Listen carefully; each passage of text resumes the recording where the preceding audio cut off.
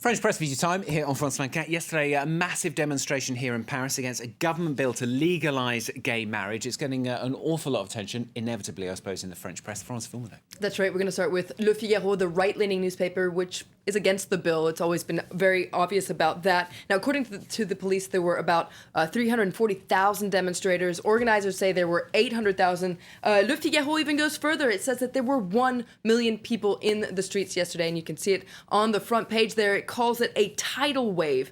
Now, the Figaro today has a very long editorial, which is unusual, and it says that the important thing yesterday was to just look at the scene. There was this huge crowd that was dignified, joyous, and determined, and that word determination keeps coming up in the editorial today. It says that that's really what brought this crowd together. It wasn't politics or religion. It was this determination to defend the institution of marriage as a union between a man and a woman with the goal of having children. According to Le Figaro, these demonstrators deserve to be heard, and it's not right for the government to just push this bill through Parliament without organizing a real debate. And that's what's needed, is a real national debate. And a testimony to that is the fact that this group that they called somewhat unorganized, without any real money or organization behind it, managed to organize such a massive demonstration. Of course, that is somewhat controversial and debatable because the Catholic Church was reportedly massively behind this demonstration. Yeah, Libération's kind of picked up on that, haven't they? They've taken a real close look at the church's involvement. That's right. According to Libération, the church, what they didn't want was to have a head-on clash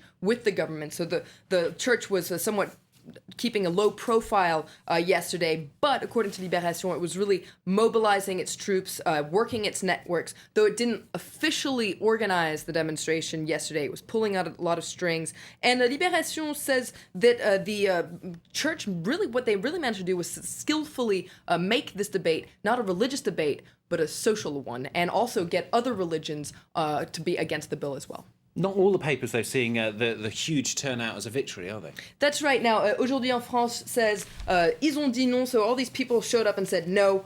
What's next, though? And according to Aujourd'hui en France, even though all these people hit the streets, it's not clear that they're really going to be able to do very much, because even before the demonstration, the government said that they weren't going to, it wasn't going to give in to the streets. So according to Aujourd'hui en France, this was somewhat of a useless demonstration. But one thing that a lot of papers are looking at is some of the consequences of having this debate on gay marriage. Rue 89, for instance, looks at one very real consequence of this debate is the fact that many homosexuals feel like they've been put in the spotlight and feel somewhat hurt by the debate that's been going on. Rue 89 points out that the debate has turned ugly and very hurtful at times. For instance, some people have compared homosexuality to pedophilia or zoophilia, so a lot of homosexuals feel this is very hurtful terms that have been used to discuss gay marriage. For instance, Slate, says that anti-homophobia hotlines have seen a huge increase in the number of calls that they've been getting in recent months. And Slate interviews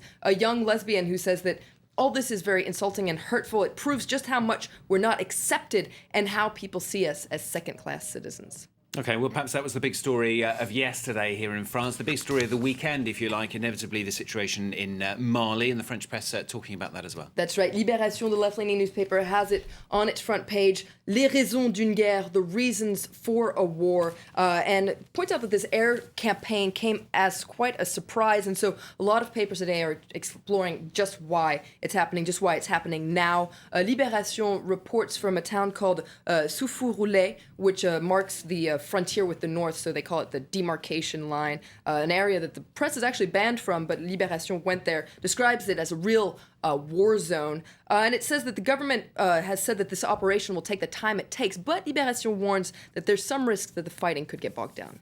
And Florence has also pulled out a piece. This is in Rue 89. It's to do with kind of exploring what all this means for President Francois Hollande. Somewhat unexpected coming from him. That's what Rue 89 says. They said that he's proved himself to be a war leader in Africa, and they liken the operation on Friday to Hollande crossing the Rubicon. And it says that this comes in sharp contrast to what happened in the Central African Republic, because at the end of December, Hollande refused to intervene there to help the struggling president, François Bouzizé. So it wonders why did he decide to help Mali with this major military operation? And Rue 89 points out that the major difference is that in Mali, he's not helping a struggling regime. The regime hasn't been there in about a year. What he's doing is trying to save a zone of French influence against this wave of Islamists, which Rue 89 says is spreading in the whole region like gangrene. And it actually applauds Hollande's decision to restore France's credibility on the African continent.